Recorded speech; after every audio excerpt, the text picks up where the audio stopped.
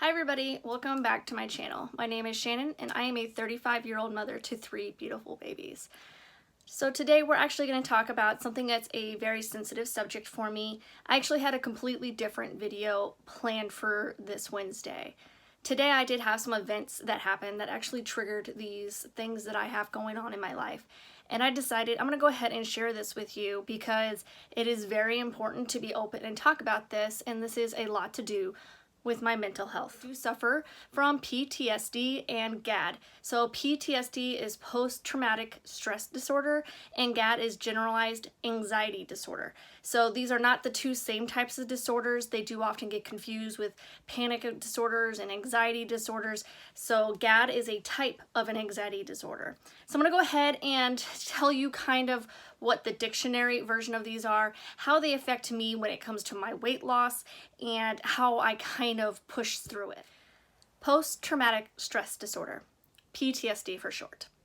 This is a disorder that is caused by a traumatic event. So I'm going to go ahead and read off the definition of what PTSD is. Post-traumatic stress disorder, a mental health condition that develops following a traumatic event characterized by intrusive thoughts about the incident, reoccurring distress and anxiety, flashbacks, and avoidance of similar situations. I was doing a lot better up until about 10 years ago when my father passed away, and then it just triggered my PTSD all over again.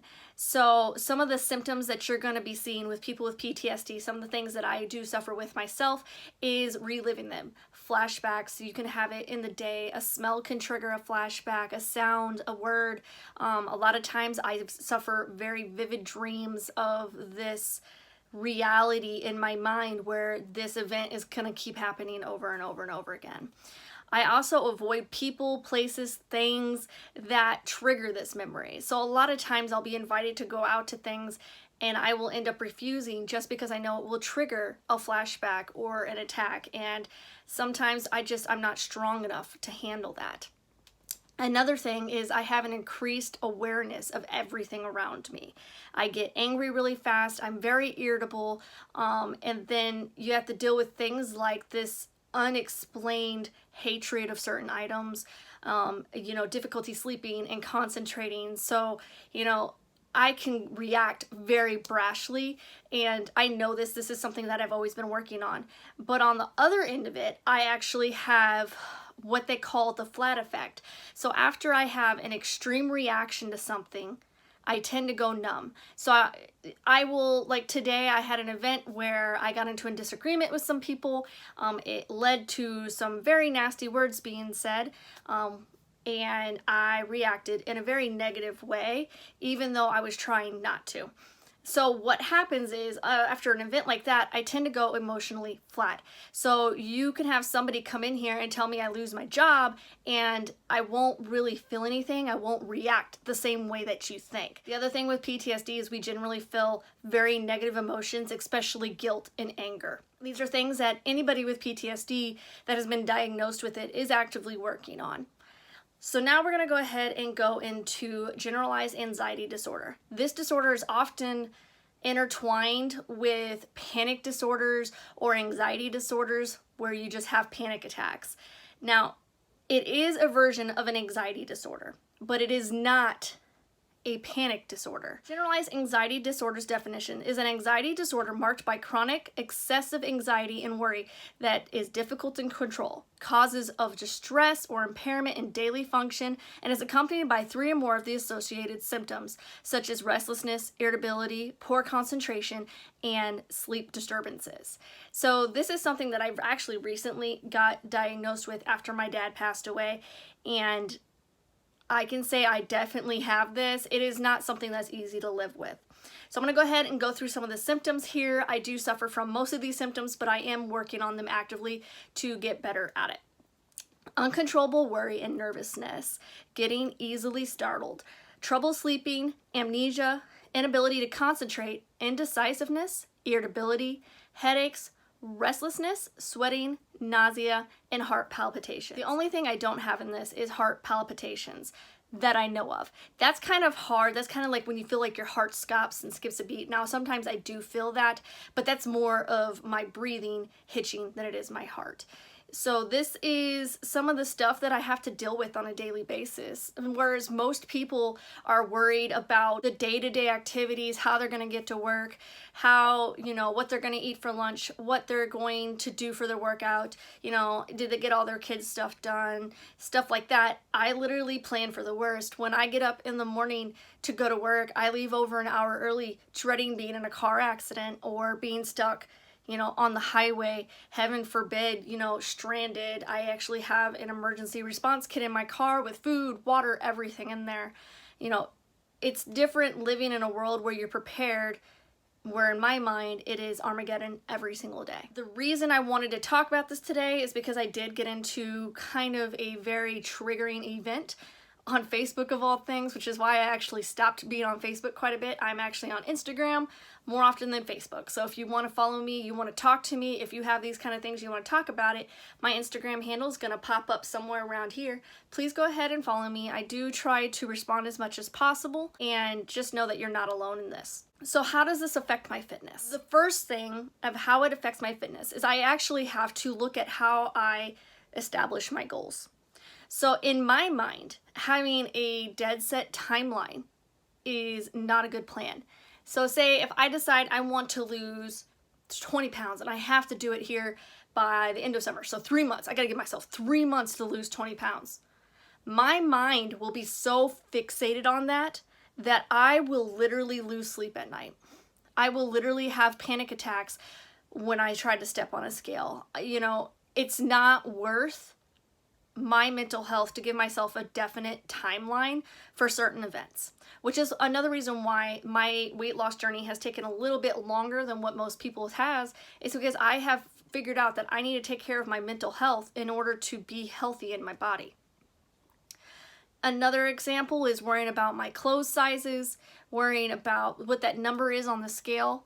For over a year, I actually removed all scales from my house. When I first started my weight loss journey about 5 years ago, I was so obsessed with that scale, I would step on it every single morning, and it would mess with my head.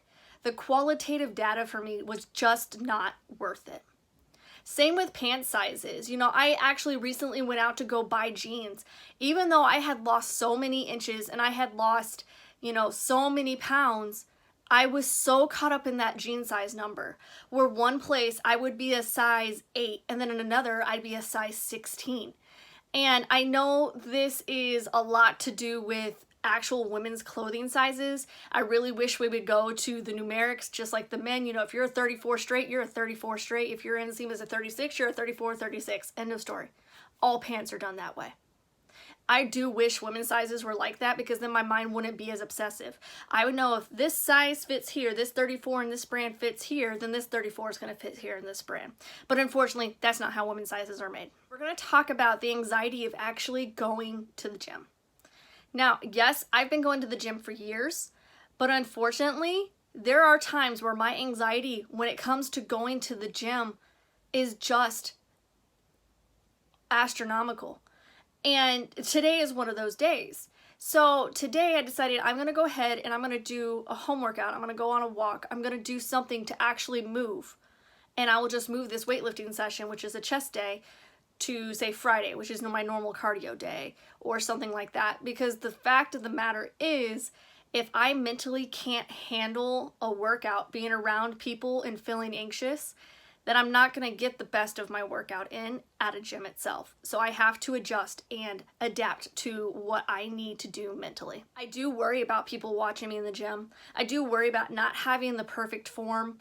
I do worry about, hurting myself. I do worry about, people getting irritated and talking about me and stuff. But the reality is that that's not happening. It's all in my head and I know it. And that's part of my GAD. It's part of my PTSD, because I know my brain is making that happen. Things I do is I do adjust my workout schedule as needed mentally. Don't say I don't work out. I definitely do go work out. Times where my anxiety is so bad that all I can do is just walk or run or do physical workouts, and I actually take my watch off during these weeks most of the time when I do fitness, because the qualitative data will get me obsessive over that. If I didn't hit the right amount of steps, if I didn't burn the right amount of calories, when in reality, these things have such a large margin of error that it doesn't matter. But my brain doesn't think that way. The thing that we're going to be talking about is something for the ladies. So men, this part doesn't really apply to you, but this might help you if you have any women in your life that you just don't understand why they would be getting upset over this. We're going to be talking about when it's that time of the month. This is stuff that I know all women worry about. When I go to the gym and it's that time of the month, I am scared shitless of bleeding through my clothes. I mean, absolutely terrified. I will wear nothing but black. Just 100%, I'll wear nothing but black. 9 times out of 10, I'm bloated, so I feel fat in my leggings or whatever I'm working out with. I also never wear shorts when it's that time of the month. I always wear black leggings. The next thing is if I have on my workout schedule something that I have to physically sit on a piece of equipment, I won't do it. I will go into a panic attack because I am so worried about bleeding through my items and leaving an unsanitary environment, even if I clean it before and after, which is something I do, even when I'm not on that time of month, even when I'm not that sick, because my mind is fixated on health. So I do make sure everything is clean before and after. But during that time, I am so fixated on just making sure that there's nothing on there that I won't even sit. The other thing when it comes to during that time of month is the sheer amount of pain that I'm in. So a lot of people have cramps, a lot of people have stuff like that. My anxiety makes it worse. It makes me think, oh my God, there's something wrong with me. There's something else going on. So I try to tend to just, lay in bed or just go on walks during the first couple days because I know that that's the most painful, and that if I work out, it actually makes it worse. Like I said before, part of my PTSD and GAD is that I assume the worst is always going to happen. I prepare for everything not working for me. So imagine a world where you're happy and you're prepared for something, but your mind just automatically goes to, okay, so if I'm going to go to the lake today, I need to make sure to have 2 cases of water. I need to make sure I have at least 2 days worth of food. I need to make sure all my macros are met. I need to make, all that. I literally pack all my food for every trip that I go to. Even to my mom sometimes, I will pack a cooler of food and take it with me because we eat completely differently. And that's nothing to do with my mom. It has everything to do with me and my PTSD and my GAD and my obsession with making sure my numbers are correct. Say this weekend, I was having a really hard time, very anxious, and I could feel myself losing my breath, my chest seizing. So this weekend, I actually didn't track. I just made good choices. And I'm not going to recommend that to you if you're just starting out on this journey. I've been on this journey for almost 5 years. Generally speaking, I can kind of look at something and figure out if it's something that's going to fit into my macros. I won't be 100% on, which is what measuring is for, because if you want to see the progress the best, you should always measure. I did that this weekend. It really helped me reevaluate my food situation, and now I'm back to eating how I'm supposed to eat, making sure I'm measuring. I'm not as anxious about measuring things out. How do I take care of myself with my mental health and my physical health? I have to actively log what triggers my emotions, what triggers my attacks. I actually keep a journal with me at all times. Sometimes I post in here, I just write in here what's been happening for the day. Sometimes I write, my emotions, my thoughts, my feelings. Sometimes I'll just sketch an image, or I'll just sit here and know that, writing down content for YouTube or writing a short story or a poem or just memories that bring on good thoughts and feelings to counter the bad ones, I write in here. I do go through quite a few notebooks. A lot of people think like, hey, do you go back and read them? No, I don't. This is where I spill a lot of my emotions and get them out of me.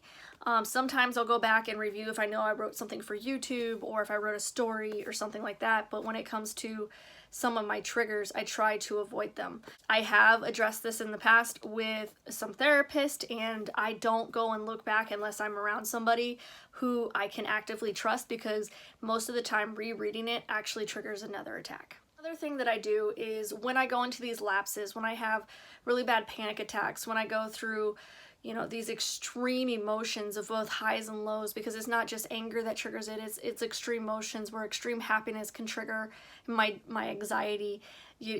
I have to acknowledge that I'm still healing, and I've had a very traumatic experiences in life, but they affect me, and I have to remember that that's where they are. They're in the past. I have to remember that.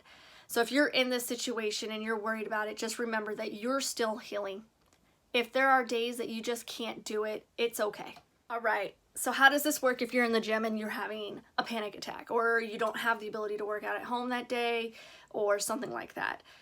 For me, it's more about making sure that I'm set up for success. So on the days that I know I'm not going to be able to lift weights safely because of what's going on in my head, because I'm getting distracted, 9 times out of 10, I put in some earbuds and man, I blast some music. And we're talking about, you're a badass girl, you're gonna kick some ass, you have no problems, you're the strongest woman in this world, just do it. And I sit there and I will concentrate on it. Now, if that still doesn't help me distract, I will do something like move it to the treadmill, do laterals, do something that doesn't require me to physically use my hands and stuff so I don't drop, but I'm still able to get my movements in. So a lot of times I'll do like inclines, I will do laterals where you're sidestepping on the treadmill. Sometimes I'll try to hop on a bike even though the bike and the Stairmaster, I hate them. I will, during times of high anxiety, actually go and do those, because I find that it distracts me because I really don't like doing them, so my mind completely absorbs on the task. Now, for when I'm on that time of the month, I do what my body needs me to do. I also give myself a little bit of grace when I'm eating due to the fact that my body doesn't react well to certain types of food during that time. I have to watch me bloating. Something I do take a lot more during this time of month than I do the rest of the month is my Opti Reds and Greens, because they help so much with bloat. I almost do 1.5 to 2 servings of those during that time versus the 1 serving a day. Another thing that I do is something I do across my entire life and across all my platforms.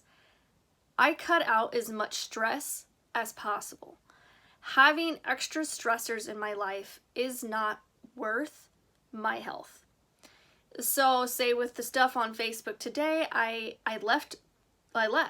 just left after I said my piece, naturally, because I am one that I will make sure that you understand my issues. If you react in a way where you're defensive, I'm not going to tolerate it. I believe in open dialogue. And this caused a lot of stress for me, so I decided ultimately that I was going to leave. And I don't want you to think, oh, she had one disagreement. It wasn't one, it was several. It went from one person being very defensive to another person attacking me, and then I decided that was ultimately not what I needed. Now, yes, on YouTube, Facebook, Instagram, you have people who are behind keyboards being trolls. And that comes with the territory. When you're able to cut that stress out of your life, just cut it out. It's not worth it. Just like this, it wasn't worth it. And it triggered me to make this video so that everybody out there can kind of understand. Just because someone says or does one thing doesn't mean you have to listen to it.